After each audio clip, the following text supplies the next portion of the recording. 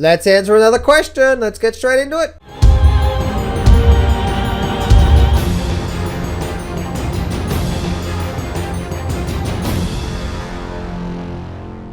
Do not place a trade based on what you're seeing in this video today, because trading is risky and it can cause substantial financial loss. There are so many areas you need to become good at to become a good trader. Emotional mastery, chart reading, trading systems, money and trade management. So this video is just educational only to help you become a much better trader. Alright, so guys, I got a question here. On this video here, market update, something major is about to happen. I did a video here. Lots and lots of people really liked it. It's really rare that I actually get all the people liking it. I normally get a couple of people just say, "You're a dickhead, John, I don't like it." You're welcome aboard too. Let's actually go have a look here. Kill the Fed. Kill the Fed actually said, as you can see 13 hours ago, so you believe the miners and the junior miners will crash soon with the markets. Kill the Fed, that is... Okay, so let me actually talk about this. I was talking about how the stock market's so weak right now, and how the market is so weak, and it looks like it's going to come down. And we may get a crash, we may not. It may just continue slowly going down. Maybe slowly step down, or maybe something big's going to happen in the markets. I believe something big's going to happen in the markets, so therefore I think we're going to get a pretty big sharp pullback soon. That's just what I think, and the charts are saying that to me as well too. So that's a bit of pre-frame to the question. So the answer to your question, killed the Fed. By the way, I love your name. Is no, I don't. Okay, because that is such a generic question. Miners and junior miners. The fact of the matter is this: kill the Fed. That is such a generic question, and you get a generic question, you got to get a generic answer. The fact of the matter is, if you just looked at the miners and the junior miners. And if you looked at all the junior miners and all the mining stocks, guess what? Even in the booming times that's been happening this year with silver and gold, some of those miners haven't done well. Some of those miners have gone down a little bit. Some of those miners have just break even, and some of them have done really well. Do you know what I mean? So you can't say, well, I think the mining sector is going to be good, so I'm just going to buy the mining shares. No, because that is not good enough. That is not good enough. What you need to do is that, I don't know if that's going to happen. Kill the Fed. Like, for example, if I look at the the markets today, if I let me bring up this thing here, and I look at let me just click on this here, and I'm going to bring this up here. I'm going to show you here. For example, you can see here that silver and gold right now are up slightly. This is silver. This is gold. They're actually both up slightly, but you got things like XAU and GDX, which are actually down quite a fair bit. And the reason why I mention that is that just because silver and gold go up doesn't mean they're going to go up. And so it always comes back to the answer is that yes and no. No one really knows. Kill the Fed.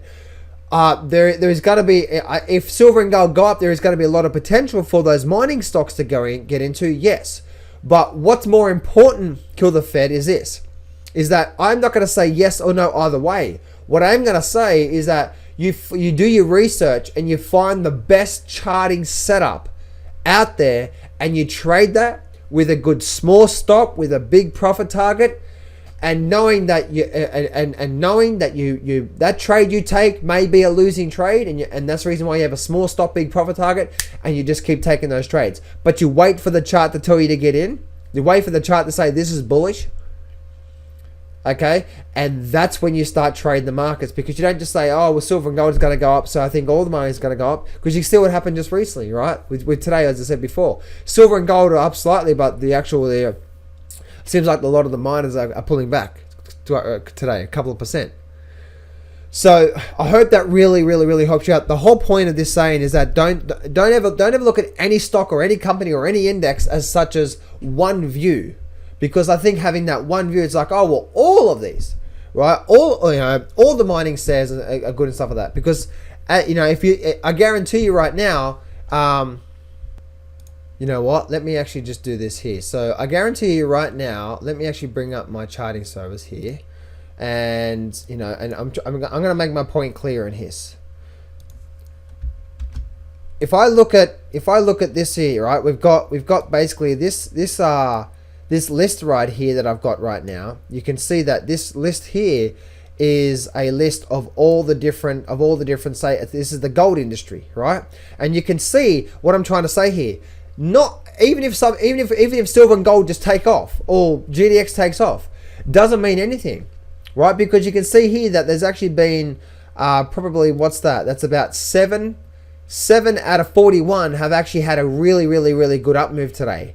We've had a couple of break evens, we've had a couple of small, and then if I scroll down, then you've actually got a couple of big losers. You know what I mean? Like there's actually been a lot of big losers through there.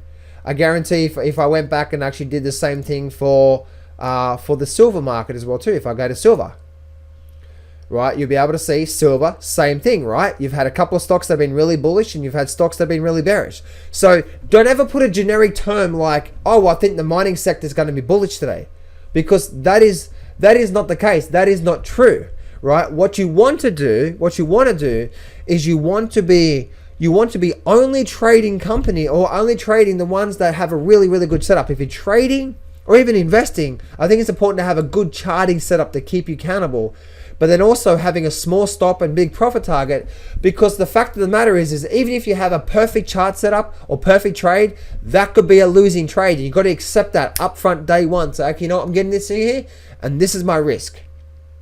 And then you move on from there, because that, and I hope I hope for everyone else that's watching this video, that I hope you can see what I'm saying here. You know, like you don't ever put a generic term like agriculture is going to go up, or healthcare is going to go up, or silver and gold, or the mining industries, mining shares and stuff like that are going to go up all together, and so on and so forth, because that doesn't happen like that. You trade what you see. Take the individual stocks in those mining, you know, for example, in this silver sector here, you've got to take the individual stocks as its own merits and trade what that chart is telling you. Don't just buy it because it's part of the mining shares. I think that's a really big mistake. One of the biggest mistakes I see is people just buying things because they think it's part of the mining share, so I'm just going to buy this. No, you should buy it based on what that individual chart is telling you, and buy it based on a really good buy setup, and you get out with a really good stop. Because even if, for example, like silver and gold are break even right now,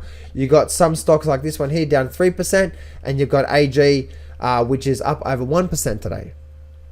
So I hope this really helps you out, guys. I know that I've sort of harped on, repeated myself a couple of times here, but trade what you see, not what you hope for. And don't